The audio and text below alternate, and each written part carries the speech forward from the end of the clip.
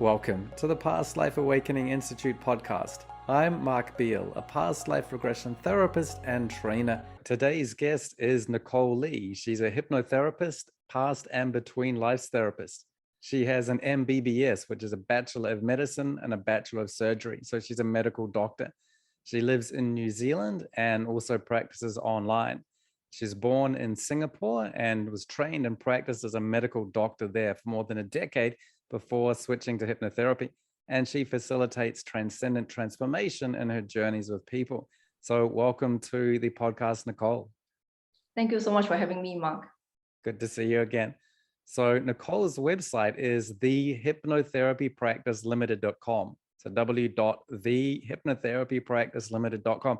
So just straight away, if you want to find out more about her, you can do that. And there's quite a lot to talk about, Nicole. It's quite an interesting journey that you've taken from being a medical doctor to moving into hypnotherapy. And we'll get into that very soon. But before we do that, can you tell us what exactly are the therapeutic modalities that you do use? I use age regression hypnotherapy, past life regression therapy, and between lives regression therapy.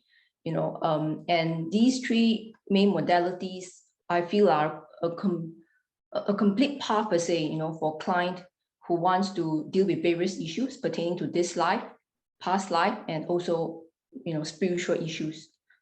A client may come just with issues pertaining to this life. So for that particular client, I will use the age regression hypnotherapy.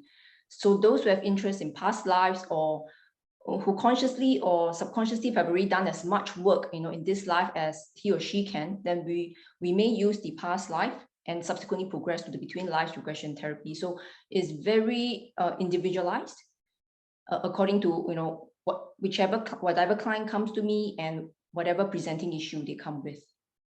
Okay, that's good. And so some healers do a lot of different modalities, but you're really a specialist as a hypnotherapist. And when people say hypnotherapy, people often think that just means this life, but that's an interesting point. Some people just do this life, but as a regression therapist, you can really get into past and between lives. So it's great that you have that option as well. So what attracted you to these hypnotherapy and regression? So I think to answer that question, I perhaps will have to go a long way back. As you mentioned, I was born in Singapore. So I grew up there and I was the firstborn. So my mother, being deprived of a higher education herself, actually placed all her hopes and aspirations onto me. And all this spoken, with the power of the hindsight. So from a young age, I was under, tremendous pressure to achieve good grades, top positions in school. And as a student, I was ingrained with the notion that the equation for success in life, is actually very simple. It's like excellent grades equals successful career plus happy life. That's all you have to care about. Just get great, just get excellent grades and everything will be smooth flowing from there on. So I think these early experiences, as a student in a very high pressure environment, targeted solely to achieve, academic excellence, led to a very imbalanced, narrow view of life back then. So, that did not embrace the need for social interactions. I didn't have the freedom to express myself, nor did it encourage any mental capacity to explore what truly interests or excites me as a person. So, but now again with this, with the clarity, perspective I have gained over the years, I can see that the body genes I'm born into in this life actually combine, to form a more introspective kind of personality. And traits like courage, resilience, is something that I have to learn, I have to earn for myself over the years with the various life experiences and lessons. So by the time I was, to choose a major in the university, of course, I did not know what I want. All I knew was that, I wanted something more solitary, maybe research, maybe lab, given that I was more of like, wanted to be by myself. So at that point, there was a new discipline offered by the university. It was actually food science and technology. I was thinking, okay, sounds like a possible good choice because I can put my academic knowledge to meaningful use. I studied so hard, right? So I can create healthy, nutritious food that will benefit the people. Ambition, at least, something to make good of the pain and efforts I've put in over the years. But what happened was, the irony of the situation was that because I studied so hard, my grades were good, and they were good enough to get me to medical school.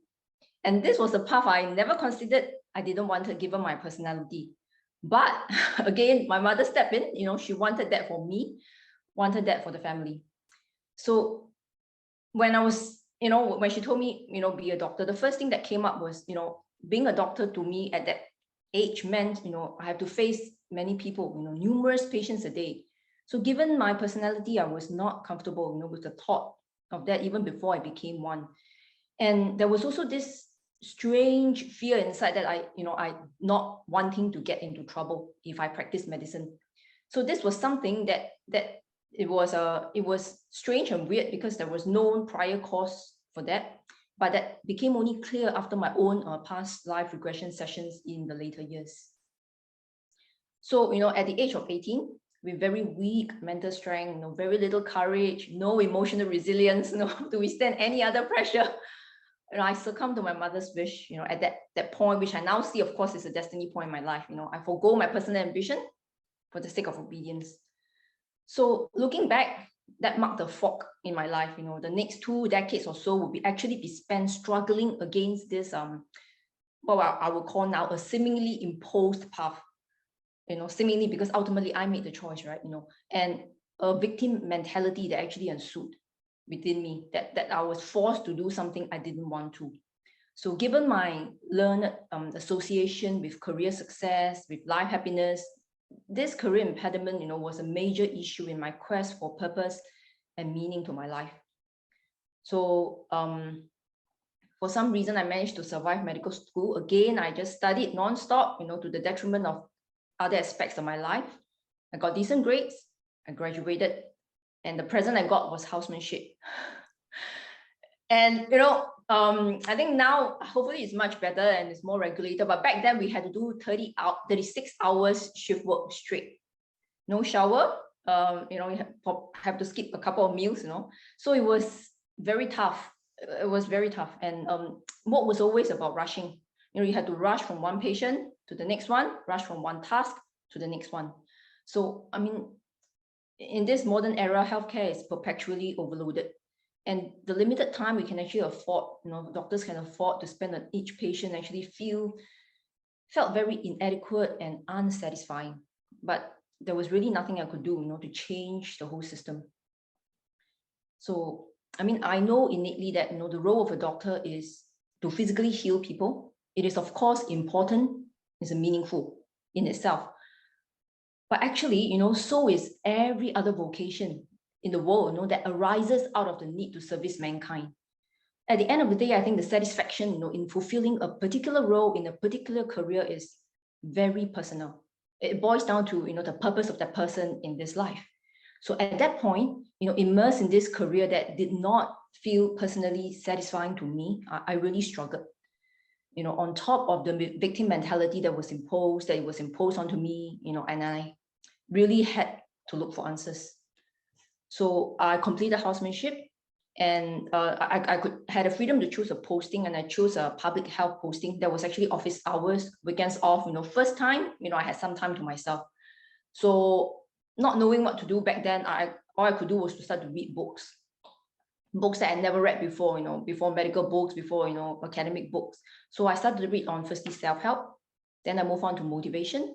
When those did not give me the answers that I wanted, I could feel, you can feel very psyched up, reading something, do this, do that. But a few days pass, those conscious reading things just fade into the background, without, I think, the experiential process, right? Then I move on to philosophy, religion, Buddhism, and finally I reached spirituality, the new age section corner in the bookstore. And the book that changed my life was, I think for many people as well, Messages from the Masters by Dr. Weiss.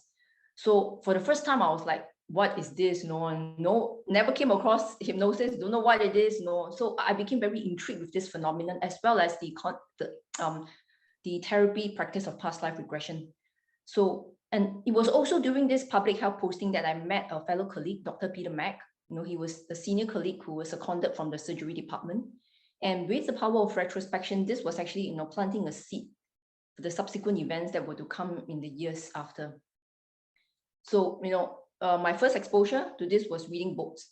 But as I mentioned, without experiential life lessons, reading them was just a conscious understanding. I could not figure out, what to me was personally meaningful, personally satisfying. So after that posting, unsure where to go, I again, follow the methods, right? So many of the colleagues are actually trained for specialization. And the next 3 years, I as a trainee, I really wanted things to work. I wanted to be able to complete that traineeship, finish it, so that I could stop seeking answers, that this is the life for me, that being this, doing this job as a specialist, with its perks and all that is the right job for me.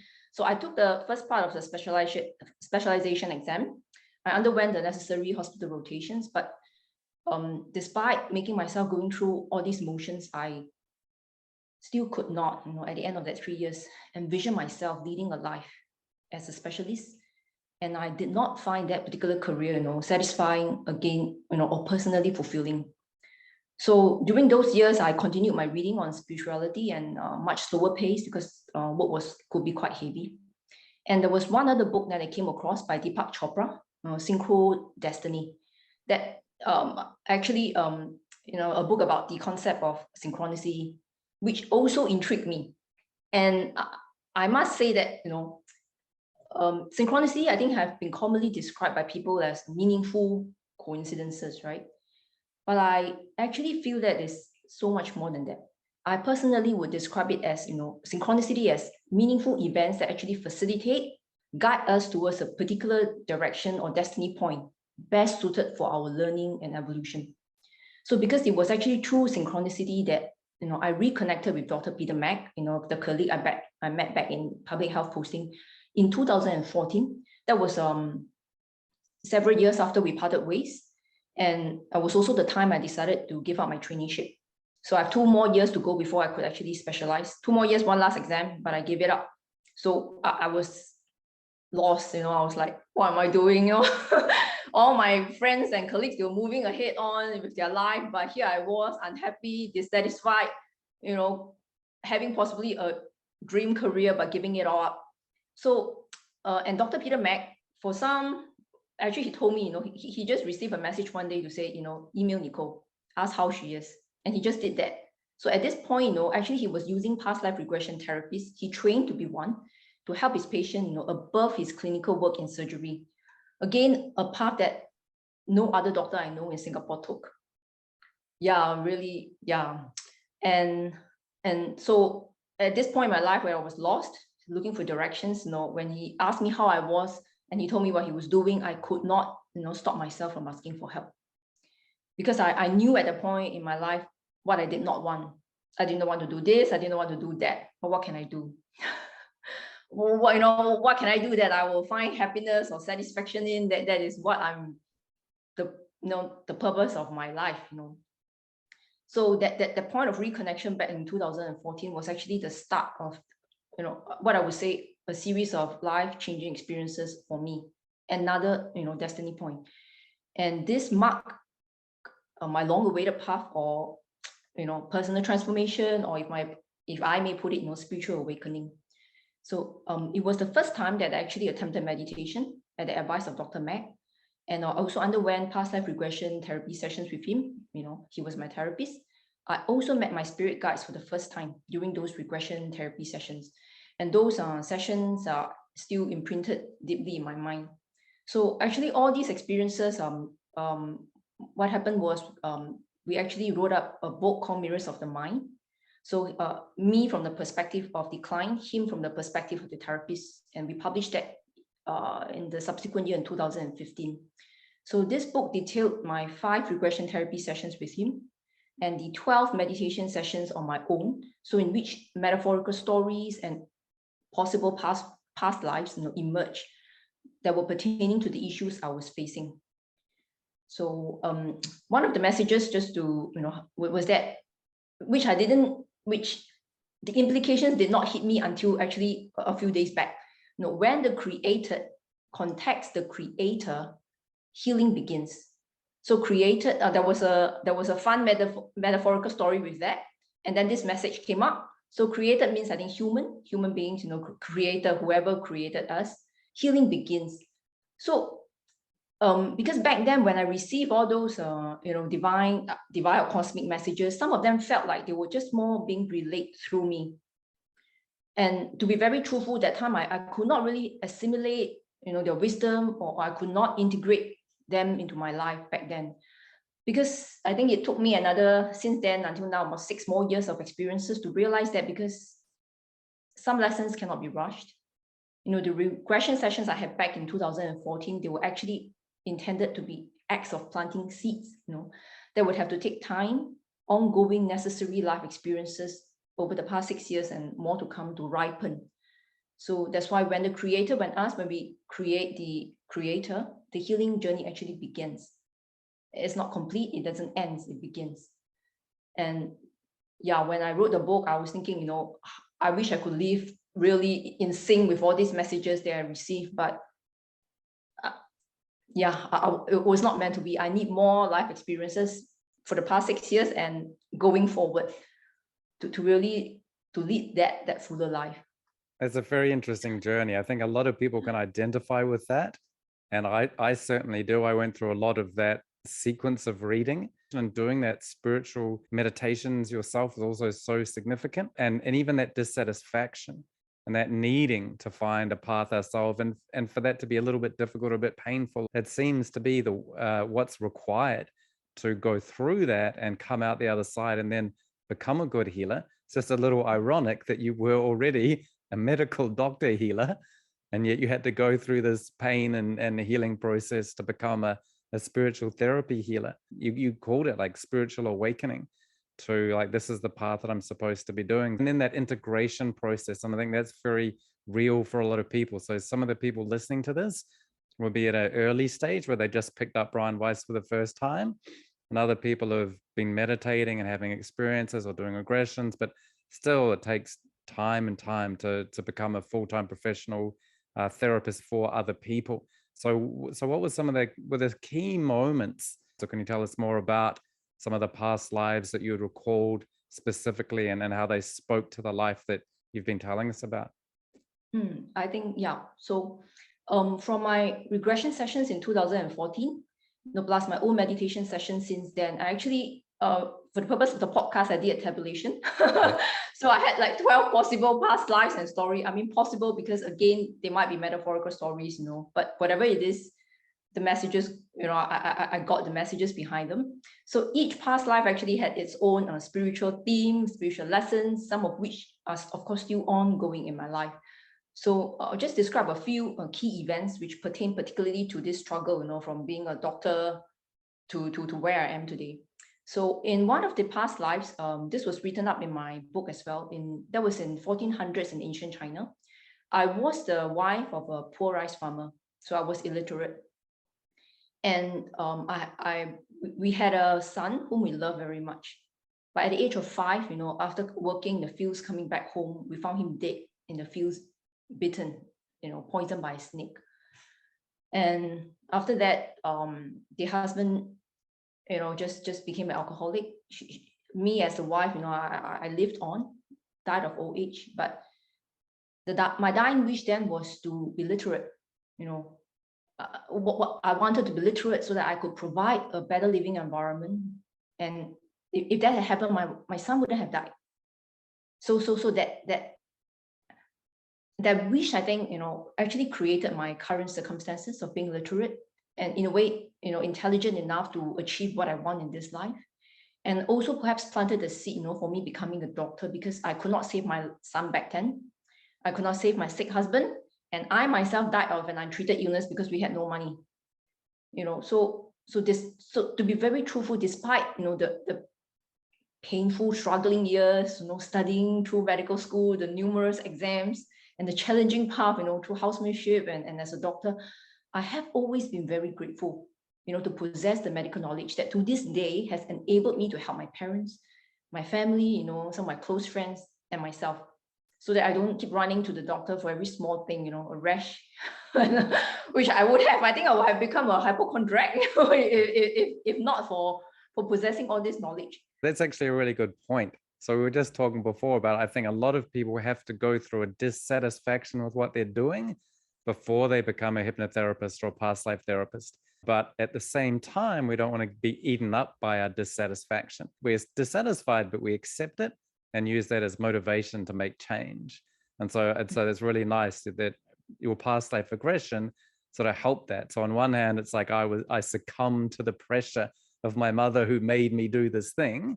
But there's also a part of going, well, actually, once I've done past life regression, I recognize at a soul level, I did kind of choose this difficult path that made me suffer, but I actually wanted it, and I'm actually grateful for it in a way as well. I think it's a really nice point for people to think about when they're going through I'm doing something I don't want to do, or I wish I could be a professional healer like Nicole. And there's a pathway to go through. So even as you're going through that, we can have that acceptance of the dissatisfaction as well. So it's a really nice point. Yeah, thank you. So I think there's always two sides to everything. So it's just making a choice to see the other side and just be grateful for whatever came out of that journey. So then that brings me to another more recent past life that I experienced, which I think is actually pretty interesting. So that was in early 1900s in Singapore. I was a female laborer. I was working under very bad working conditions and was subsequently raped by the business owner, who was an evil guy. So I became vengeful. I bribed a midwife to give some bad herbs to the business owner's wife. She was pregnant, carrying his child. And the child was subsequently born with a facial deformity. And the business owners, he had this fervent wish to have this heir to take over his business. It was dashed and eventually led to the downfall. So during the session, it came to light that the midwife in that life was my mother in this life. So, and we're actually playing out in this life the bad karma from that life, right? To poison someone and cause harm to an unborn child. So in that life, I bribed her, poisoned the master's unborn son, and this planted the seed of bad karma for both of us. So in this life, role reversal, right? She became the one to force me to take poison, so which is to study medicine. So instead, at age 18, being able to neutralize that bad karmic act with wisdom, with good intentions, which I don't have when I was 18, I have for years, perpetuated that karma. I chose to see myself as the victim. I did not take responsibility for the choices I make. And only until, later years that I see that this role reversal, this karmic repay was also in a way a condition, in compensation for this intellect, for this literacy abilities I'm given in this life, to become a doctor, because nothing is really for free. It's a karmic repay on one hand, yet the other hand, you trade something for it. So yeah, and then with regards to this innate fear that I had, of not wanting to get into trouble, as I mentioned, I recall another past life in the 1600s. This time around, I was a granddaughter, of a lady who was practicing medicine, giving herbs and all that to help others. But in that era, she was actually labeled as a witch. So in one scene, she was caught by the villagers. I was hiding, so I was safe. And in the end, I witnessed her death when they boiled her in a pot. I think that event traumatized me, but I was rescued by her disciple, and we moved away to another town. The disciple, continued to practice in secret to help others, giving herbs, healing people. But all I did, was just to watch. I did not have the courage or, to do anything, or I was fearful of being caught. This caused my grandmother to die, So, but again, ironically, in the end, she was caught, I was caught, we were both burned to death. So this past life perhaps possibly left this fear, that by practicing medicine, equivalent to death, that it will means getting into trouble. And that could be why I had this strange fear that, I don't want to be a doctor. I don't want to cause fear, I don't want to cause harm or get into trouble. And I think with this realization, I chose, to break the bonds of time per se. And, through my conscious intention to let go of that outdated fear, move on with the peace of mind to make the best use of this literacy, the abilities I'm actually gifted with in this life. And that brings me to how, on the path of how I become a hypnotherapist. I think that's a good message for a lot of people, because a lot of people are attracted to being a hypnotherapist, past life therapy, spiritual therapy, or conventional medicine, but particularly with the spiritual therapies, they're attracted, but they're also at the same time repulsed. And I think that confuses a lot of people.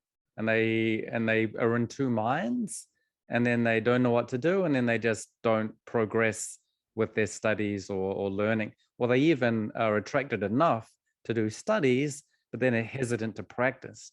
So a lot of people go through this.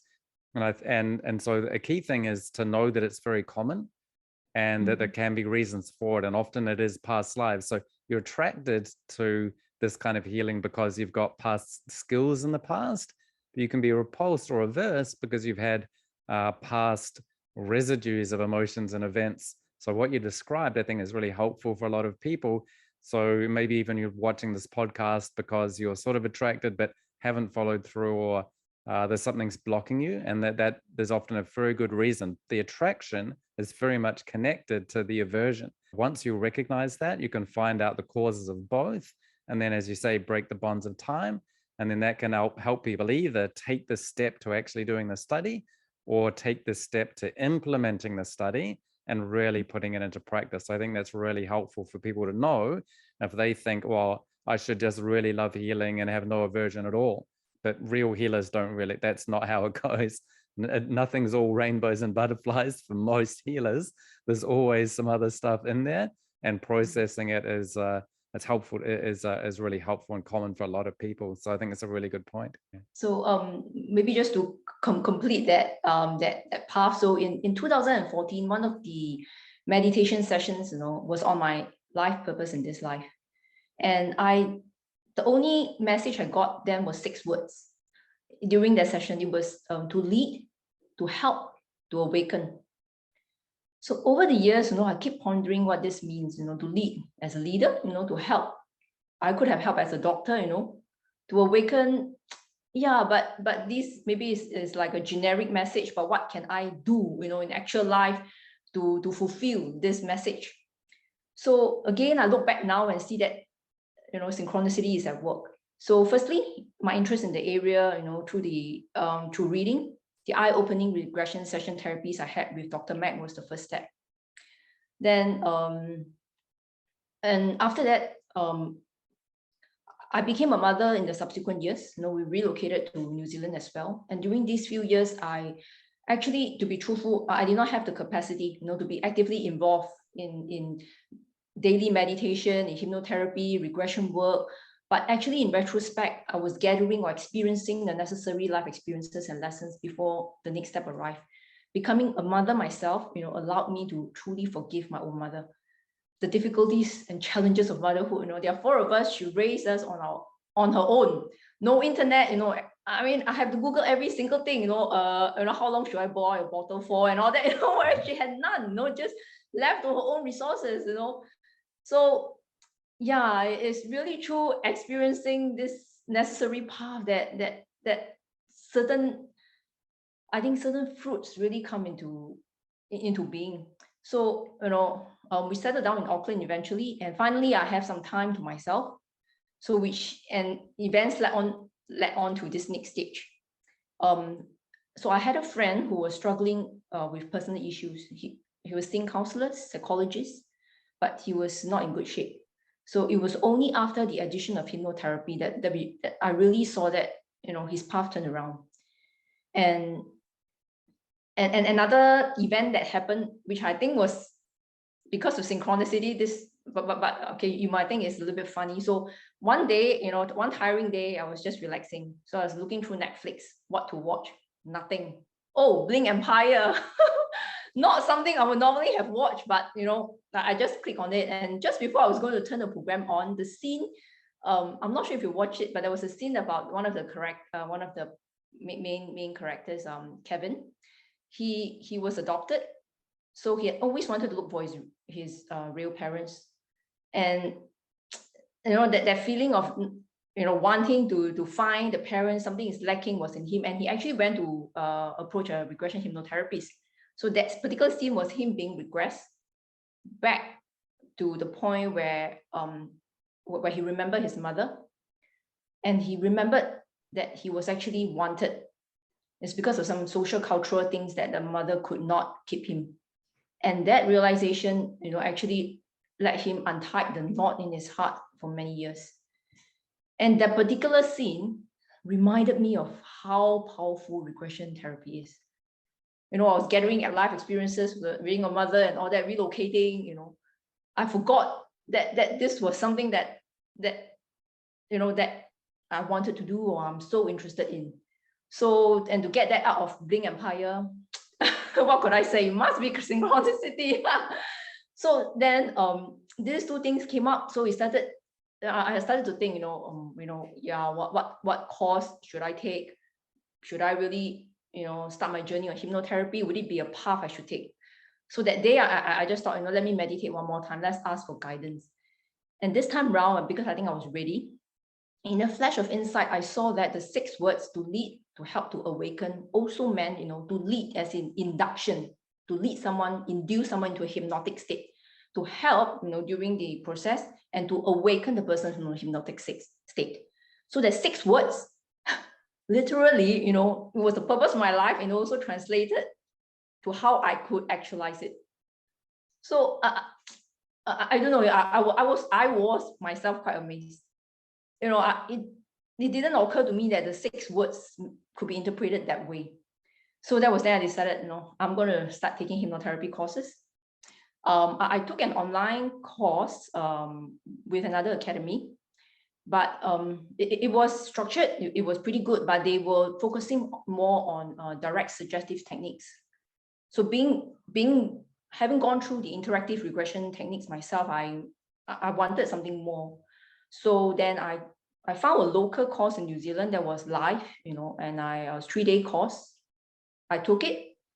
But to be very truthful, at the end of the course, I did not feel confident or equipped enough with whatever I was taught. I was thinking, this may or may not work. I wanted something more certain, something that could really, I needed the competence, coming from the medical background, competence is of utmost importance.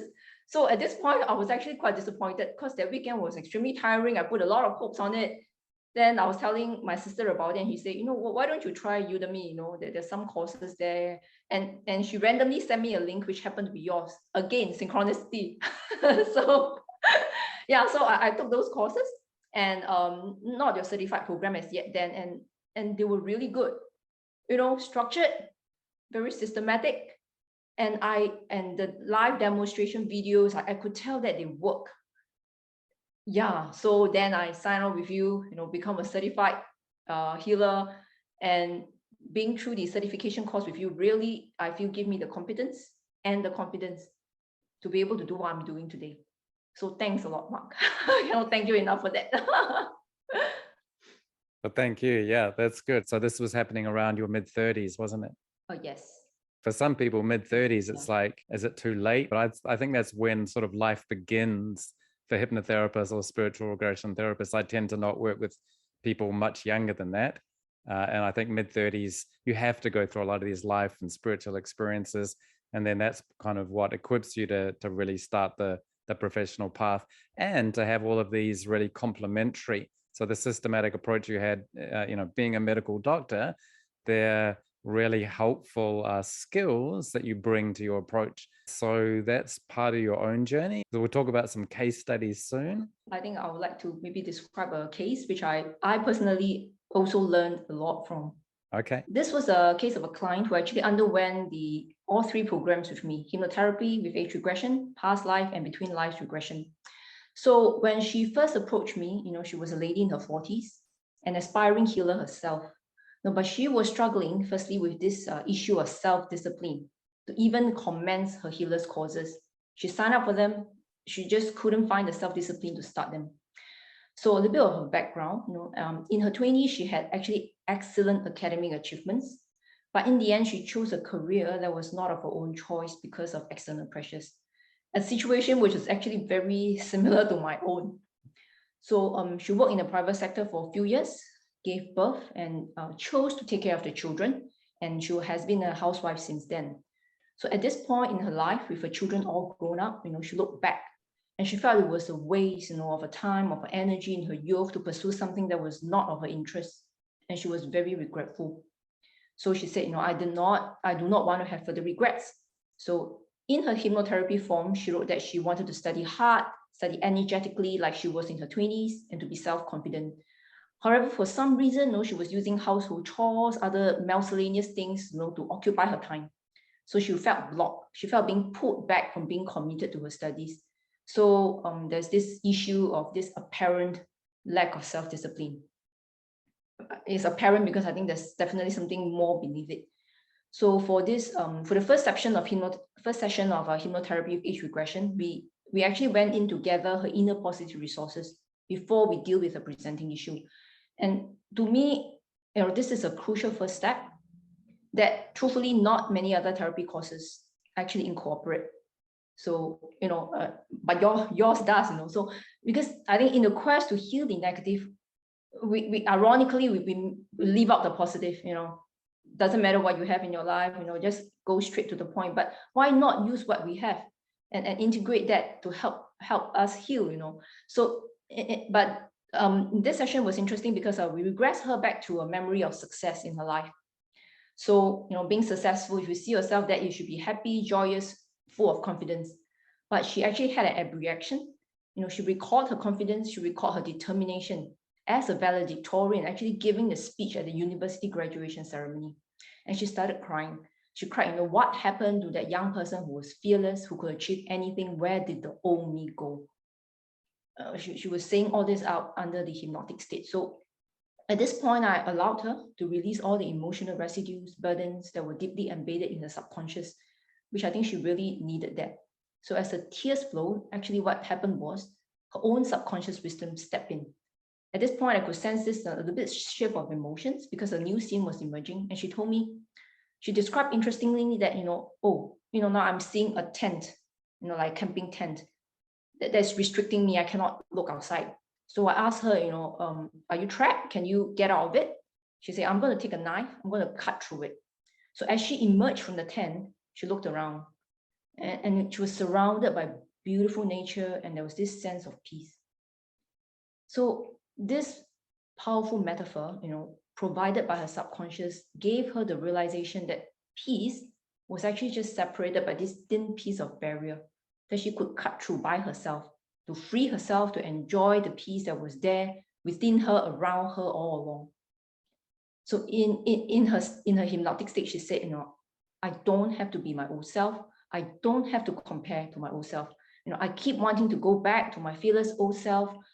I learned now that I do not have to be ambitious like in my 20s. I don't have to rush. I just have to be at peace, concentrate, and walk towards my goal. And this was all done within 90 minutes in the first session. Through regression to a positive resource, we had this message that came out from our own subconscious wisdom. So then we move on a week later to sessions 2 and then sessions 3, where we regress her back to the causative events in this life. And she recorded several moments where she was forced by others to take on roles that she did not want to. But now with the life experiences she has as an adult, her own inner subconscious wisdom, she was actually able to replay the same scenes, through a much wiser frame, release all these negative emotional residue she held inside her. And we progress her to the future, where she could now visualize herself completing her studies, commencing her new role as a therapist helping people. So at the end of these 3 hypnotherapy sessions, she told me that she no longer felt regret about the past or about not being her old self. There was the sense of urgency, ambition, that was scratching her from within, her exact words, causing her to be fearful that she did not have enough time, was gone.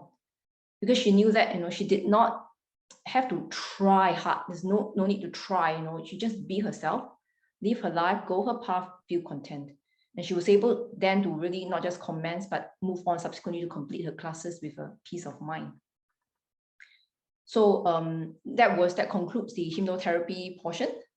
And now I'll just move on to the second program that I did with her, the Past Life Regression program. So because she was quite amazed, amazed with the results, she said, can I work on a different issue? Something that has been causing me insomnia for 10 years, for years. So in her intake form, she wrote that she has a younger brother who is in his 30s, who has been behaving very irresponsibly about his own life. their parents passed away when they were young. So she sort of took on the responsibility to care for him in many ways, financially, emotionally, and he had been therefore reliant on her.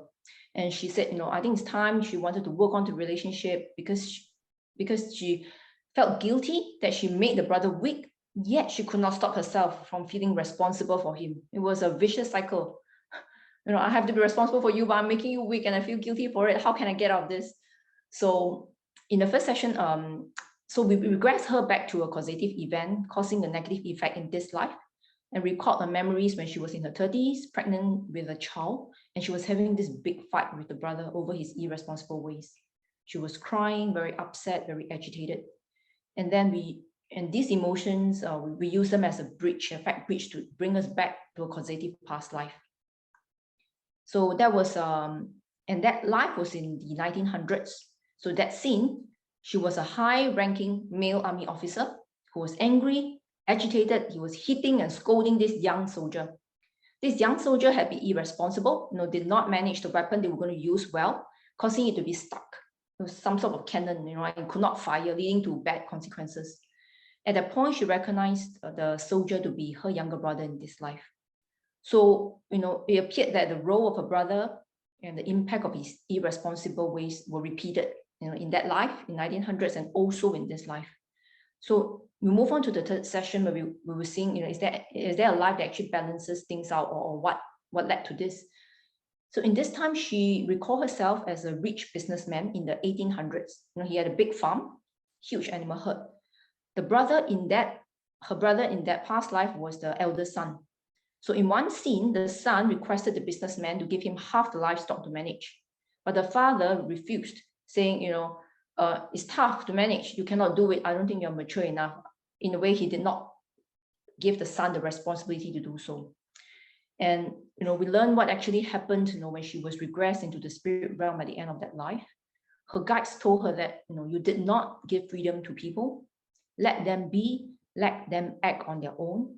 Don't always control people. Let them make mistakes, whether it's death or life. They have the right to live their own life. They are not to follow your steps. You cannot force your map on them. It doesn't matter if it looks like a painful situation or a mistake. Let them be, because let them learn. They don't have to completely succeed or do whatever you say. Controlling is not good. So with this message, I asked her guides to show us what actually happened to the son, after the father refused to let him take responsibility for the stock. So she reported to me that, in doing that, the businessman, in a way, cut the son's wings, blocked his freedom. The son became a spoiled brat, wasted his days drinking, hanging with big company, eventually fell to his death, while showing off on a horse and drinking. And knowing all this, she told me that, I have to mind my own business. I have to stop criticizing my brother. I have to stop being a control freak. I have to stop to show him how he should live. I have to let him lead his life. I have to let him make his own mistakes and learn from them, because he has his own learning experiences as a soul in his life, and I'm not responsible for those experiences. Therefore, there's no guilt to feel. So in this one paragraph, she solved, she stated her own problem and she solved them. And at the end of the past life regression sessions, the three of them, she told me she felt very grounded, very peaceful. And actually, in her own words, that this frame will benefit her going forward in every way, in every relationship. And she was more accepting, not just of others, but importantly of herself. She is a self-critical person, but she said, I allow myself to make mistakes. I have to stop being so hard on myself. And a week after the regression therapy sessions, during that week, there was actually some interactions between her and her brother. And she actually reported actual changes in the interactions and the resolution of her need to be responsible or guilty. So instead of giving in to his demands like she always had, she actually told him, stand on your own feet. I'm not going to help you this time. No guilt. And the presenting issue of insomnia actually resolved and improved. Yeah, that's really interesting. It's interesting how people start with presenting issues. You even said right back in that hypnotherapy, the first session she did, she's like, I've got to be ambitious and powerful like I was when I was 20s. And it's like, well, that's the presenting issue. And like, that's what she thinks the solution is. But as she goes through the therapy, another part of just that's so important, like really defining what the issue is and what the solution is. Because people often come in with some sort of idea, but that it gets refined. So they define their issues, but we may refine it by interviewing them, or they may refine it by getting some more input. So like you said, like that first session isn't just go and solve the problem, because they think they know what the problem is, but they don't always. In fact, often they're quite wrong about what the problem is and what the solution is.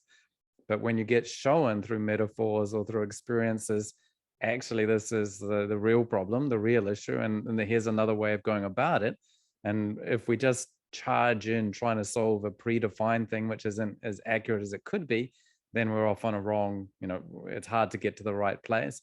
But if we have this flexibility to discover those things, and that sort of come through as well, where, she is not quite sure what to even do with the brother and just sort of clogged up by guilt, and to be able to find insights that get around that is really interesting. So that came through in age regression and past life regression, of like defining and refining these issues and coming up with sort of surprisingly wise resolutions. So that's kind of a core theme that comes up through all this regression therapy. Do you find that kind of thing? Yes, I think, the wisdom that one does not consciously have, but actually it's actually on inside. It's like we're just using the technique to fish it out, and actually this, if I may move on to the last segment, because the last section where I brought her through between lives regression therapy, it really came through. Okay. Yeah. So this was a program of 2 sessions. So at this time when we embarked on this, she was actually progressing on the studies, but she told me that she had this conscious block of feeling that, I'm too weak, I'm tired all the time, my progress is being hindered, I'm not progressing as much as fast as I could, or in the way I wanted. So, and also for some unknown reason, she was also worried about ill-intentioned, jealous looks, people bad-mouthing her when eventually she has to market herself in society as a therapist. And so we agreed at this juncture, having gone through the 2 programs, that she would benefit from the between lives regression therapy to go deeper into eliminating the issues. So in the first session, we regress her back to a causative past life. It was a new one we have not seen before. In this life, it was in ancient China. She was a very beautiful concubine, favored by the emperor, but was eventually killed by the queen, who was jealous of her beauty. And in her death scene, she described, I'm being hit by an arrow through my heart. So in the spirit realm, her guides actually told her, beauty is neither good nor bad. She became a concubine because she was beautiful and died because of that beauty as well. So appearance is not the most important thing.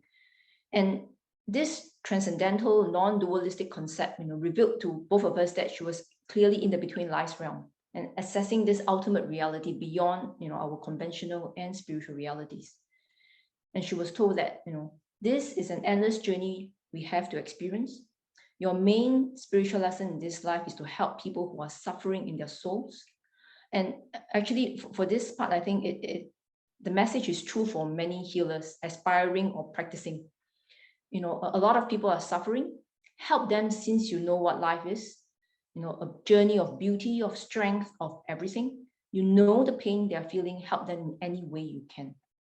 So with this advice, she told me something very wise and, struck a chord within me as a healer, that this is my mission. I should follow this. This is not a career or a business. It is a way of life. A way of life I should follow without worrying about whether it is a profession, if it's decent or anything.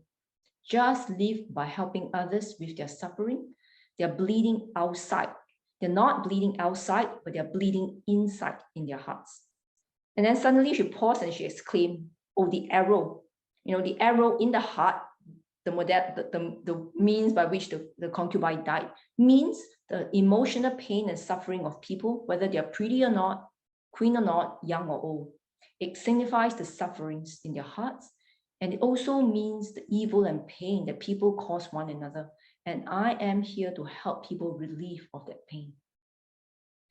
So, and then she went on to meet the soul counsel, who told her that, you go through what you're supposed to go through. It is about acceptance. So my client actually lost her mother at a young age.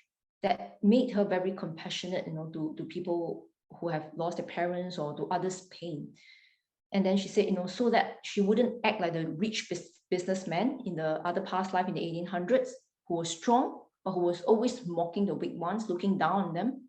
This life, she's given a weak body with poor stamina, and was told that, don't judge others' bodies or strength. Don't underestimate the body you are given.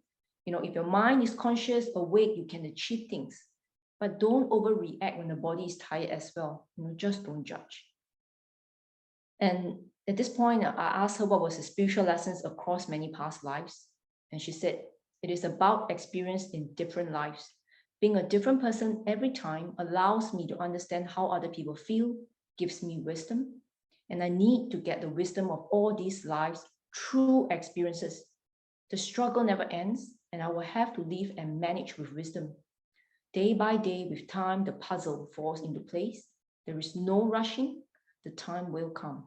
I'm reminded not to rush, as I'm impatient most of the time.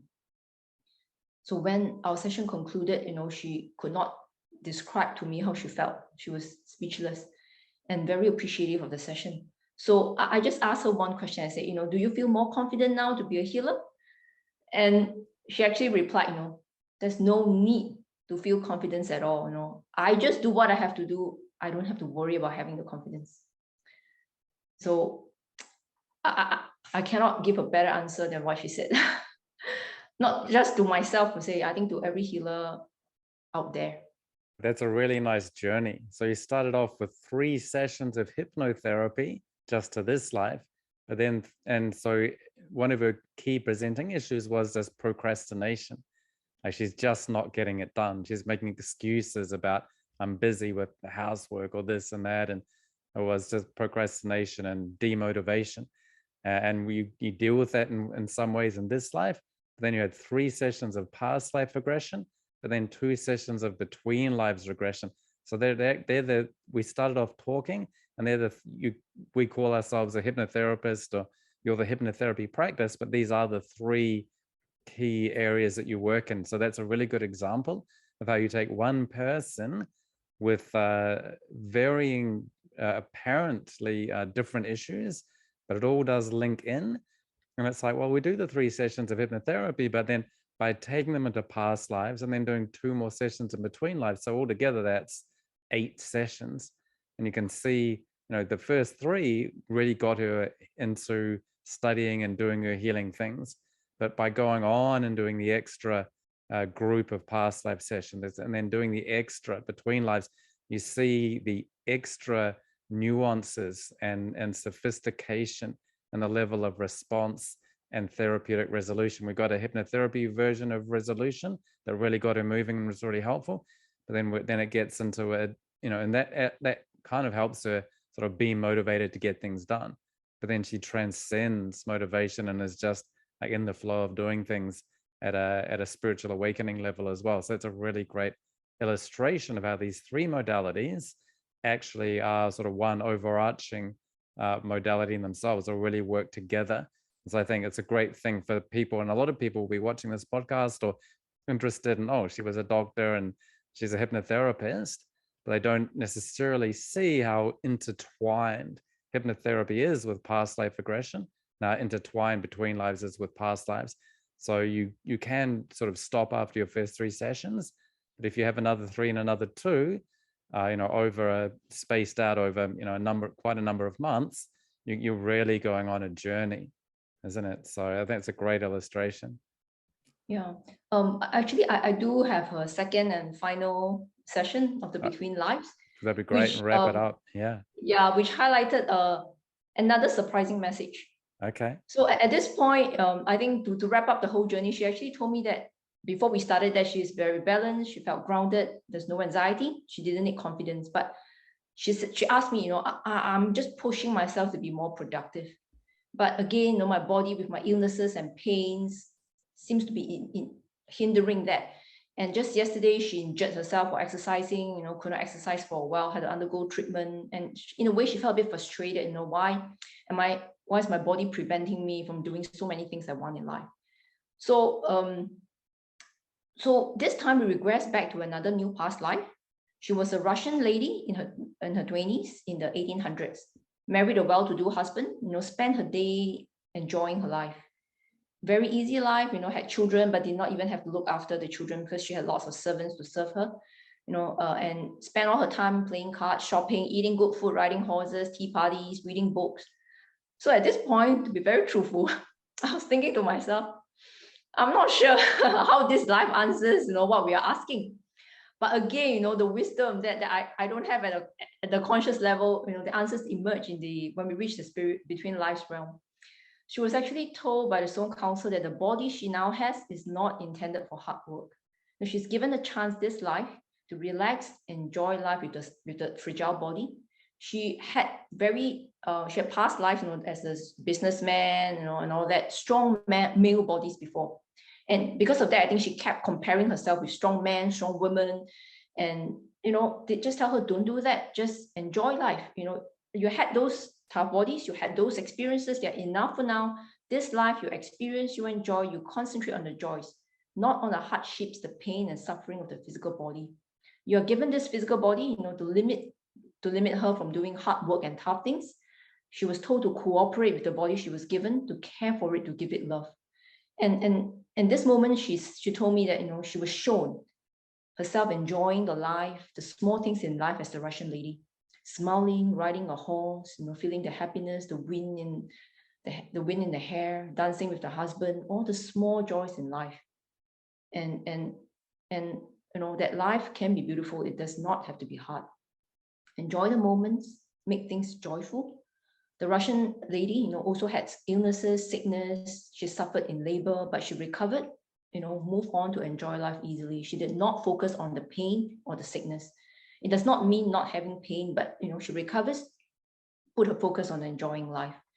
So the spiritual lesson from that past life was actually to feel joy from any joy. Don't try to make things hard or go through unnecessary hardship. Just enjoy life, feel lighter and joyful. So she concluded, I've always tell myself that after this hardship, I will be happy. But no, that's not the case. I can be happy in everyday life and don't have to suffer unnecessary hardship.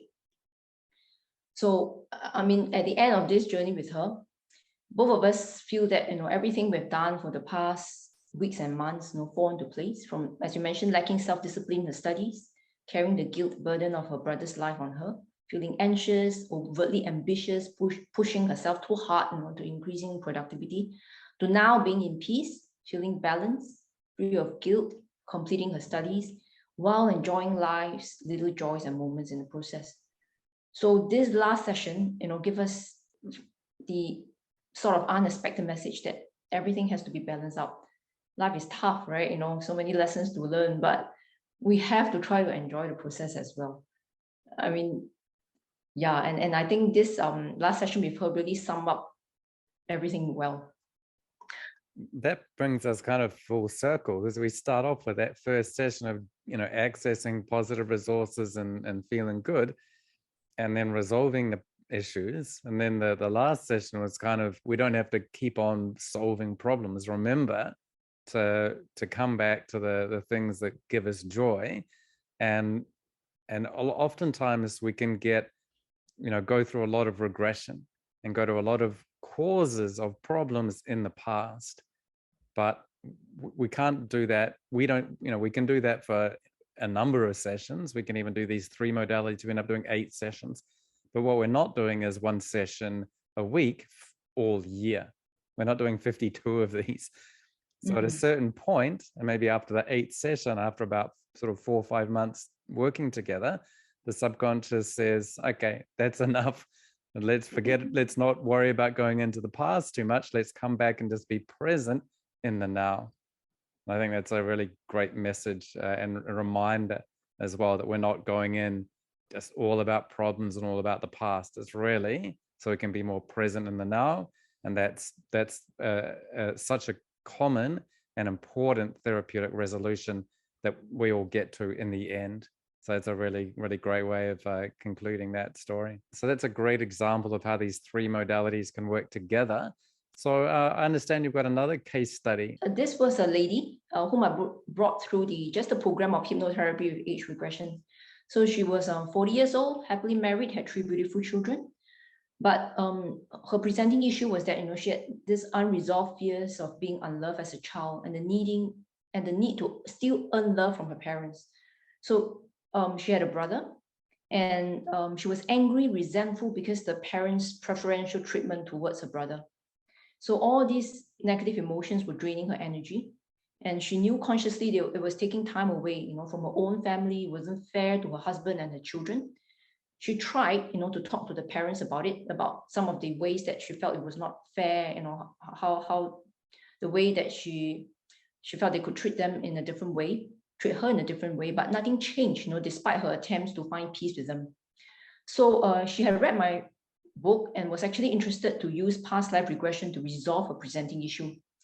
I felt that it was more appropriate to undergo hypnotherapy to this life first, to resolve that. But she was very interested. So we reached an understanding that, if it's revealed that subsequently hypnotherapy is the needed technique, she will be open to pursuing that. So for the first session, I actually used the script for the past life regression therapy session. And there's a story behind it. So I regressed her to an early childhood memory. And she recalled a moment, when she was 3 years old, something she told me subsequently that she did not consciously remember. Sitting on the floor of her old house, she described the colors of the wall, the door, and she was kneading dough. Her mother was there teaching her how to make a cake. And this moment, the memory was so vivid for her. She just cried, and she said she could feel her mother's overwhelming love for her. And with this little memory, she gained the insight that she was loved by her mother. And the mother's love actually allowed her to reframe her perception of a current relationship. She always thought, my mother preferred my brother, she doesn't love me. But that memory of love, in a way, allowed her to see that things are not what, she think it is.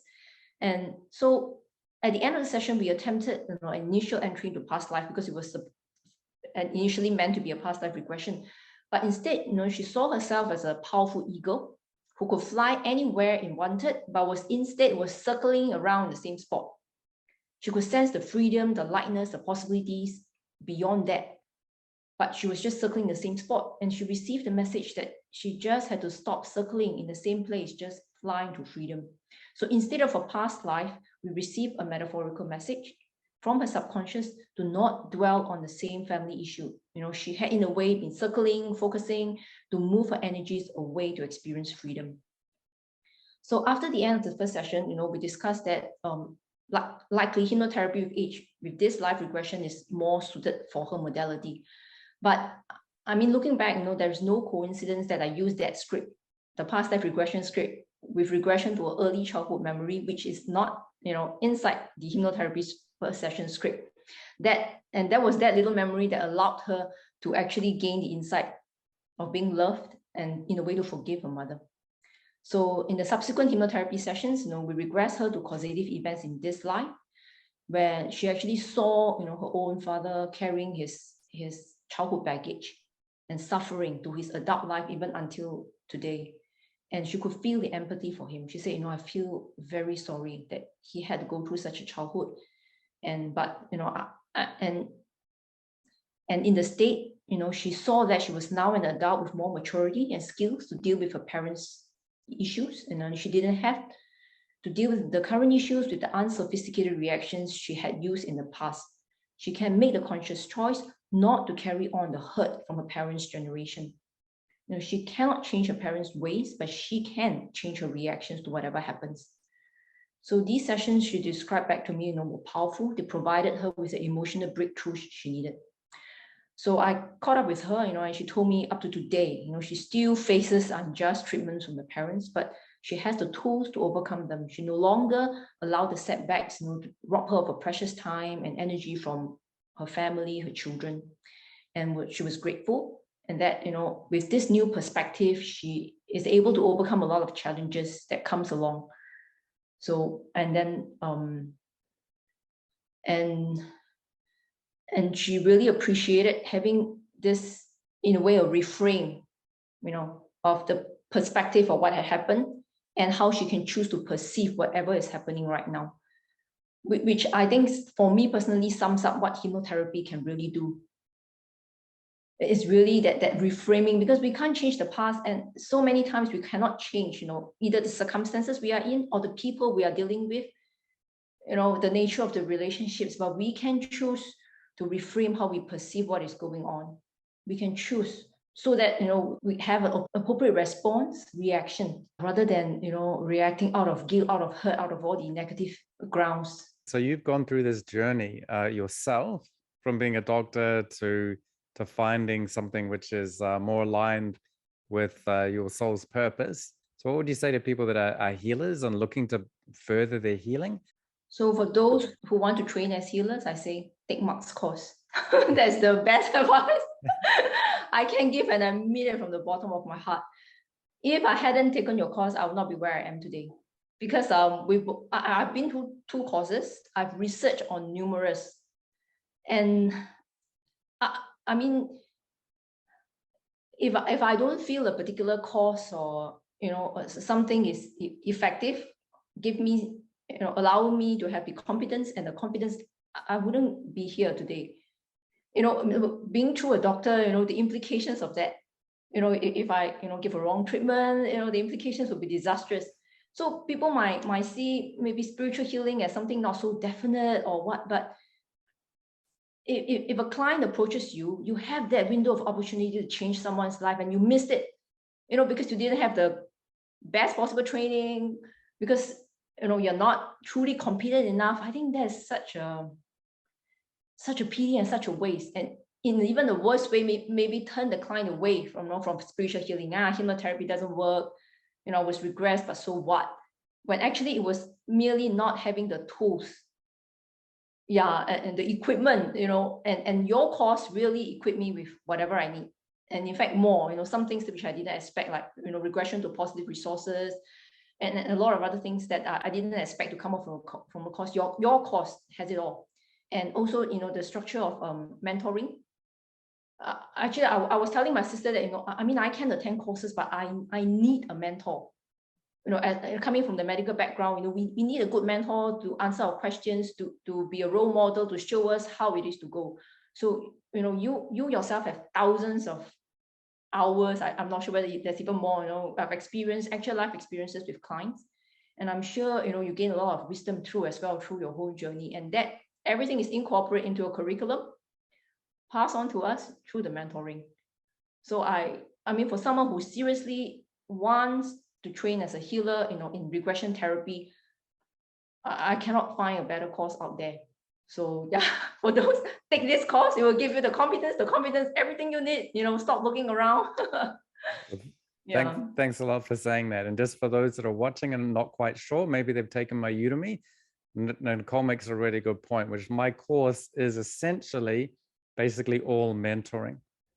So, and I think a lot of people can do past life regression training, or do other training. You go to a course, you watch videos, you go live, you do practice sessions with fellow students in the class for whatever period of time. And a lot of people have that qualification and they think they're done. And to be honest, there's an extra stage. And I know a lot of people who, so even Nicole, you had a lot of experience. You're a doctor. You've done a lot of sessions 5-6 years ago before I met you. You've got people that you've studied and read all the books and done other trainings, and still you have this desire to learn more and to think, I've really got to be good. I've got this medical style basis of like, this is how qualified we need to be. And I think a lot of people are satisfied with fairly low levels of qualification. And I think that's to their long-term detriment, thinking like, I've studied enough, I can just do it now. And a lot of times, if you really just put your head down and get a lot of experience and are able to do a lot of sessions, maybe that can work. But I think what Nicole's talking about is my approach is not just, taking people through a curriculum. It's really mentoring people through dozens of sessions that they do. So I'll have, say, 12 calls with people where they're going through 3 case studies each.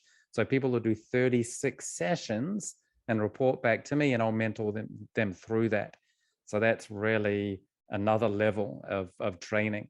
And so it's not even really training, it's really mentoring. And that's something that if you're aware of it, and as Nicole said, it's like it just takes you another level, and it gets you that extra step. So even to people who are pretty well trained and are often practicing past life therapists or have got a good degree of study already, there's this mentoring and this practical experience is pretty helpful. So I'm really glad that you found that, even with all the experience and background that you had in many areas. So thanks so much for that feedback.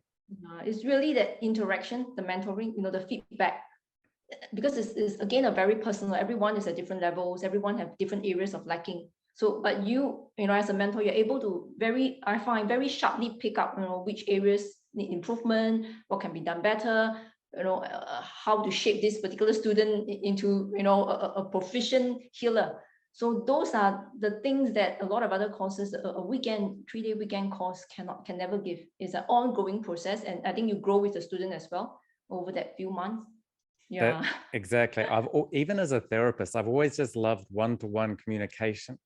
And so I found when I was studying, when I was teaching hypnotherapy, past life regression to groups of people, I'd be talking to 6, 12, 18 people in the class. And I know different students are at different levels and need different things said. So I can tell you how to do it, but to be able to go one-to-one and be very specifically attuned to each individual person, instead of just me being in the class as one-to-many, that's so different. And it's such a different experience for the student. And it's quite different for me as a teacher and mentor. And it's, satisfying and effective in another way. And not a lot of people offer it. And it is often, you just teach a class to many people as a one-to-many. But yeah, this one-to-one is then this mentoring approach is really the foundation of the Past Life Awakening Institute. And I think it's a useful addition to the whole, educational landscape in this area. So I'm really glad you appreciated it. Yeah, I do. And I'm thankful for, online, that I can receive all this through online, because otherwise, because I was looking so hard for good courses locally in live, there was nothing at the moment. So I'm really grateful that, Well, thank you. I'm glad it was up to the high standards that you have as well through your background. And so is there anything that you would say to people maybe in the medical profession? Because you're right, people do often have, Brian Weiss found this as well. He's a psychiatrist and a doctor, and having to go through, now you've gone and doing this weird spiritual kind of stuff. But there's a methodical, structured, ethical process that, that we undergo. And so is there anything you'd say to maybe people with a bit of a scientific bent, or have a conventional background and they may be a little bit suspicious or wondering about the authenticity or methodology that we employ? What would you say to people that have that as a bit of a question mark before they get too deeply into these kind of things? I think at this point in time, evidence-based medicine, that's what it has become advanced. And even though it has become advanced, this realm of emotional, spiritual healing still appears to be unproven, scientifically based on those evidence-based methods. But I just want to say, just like before the time medicine was evidence-based, where people were labeled quacks or witches, the evidence in spiritual healing at the moment now may appear to be anecdotal, but one day, it may become mainstream knowledge with a compulsory curriculum in medical school, saying, learn spirituality, learn how to help a person through the process of dying, death, grief. As a doctor, you're not just a physical healer. You have the opportunity, because I think patients are most receptive, I find, to advice given by a doctor, because when you're in that state, you need somebody's help. So whatever is spoken in that moment, actually, I find that they are a lot more receptive to take it. And if you have that opportunity, to be able to help someone through emotional or spiritual pain, I think that would be great. So for those who, as you mentioned, suspicious, of this, I think it's very important to keep an open mind. We don't know now, what might become in the future. That one day, perhaps, scientific methods can also prove spiritual healing, but even without the need to be proved, day to day, healers out there who are doing our work, we do see the difference that it makes in people's lives. It may not be like a mass grand scale evidence-based on the bench, measured, double blaze, what do you call that? Randomized, double blind controlled trial. That's the favorite. Yeah, but it works. It changes people's lives for the better. It heals. And I think at the end of the day, a lot of us, we are stuck in a particular way of, sometimes people are stuck in a particular way of conscious thinking and reasoning about certain situations. So even though you may or may not practice that method, just keep an open mind. I believe that every client that comes to me is an act of synchronicity. So I cherish every interaction I'm gifted with. So, I help my clients heal, evolve, and always in the process, I learn, I heal, I evolve as well. So that personally, I find to be nothing more, satisfying, meaningful, and fulfilling. And I think that is my message, perhaps, to aspiring healers out there. That if this is what you feel you can do, or you should do, you may do, then take the leap of faith.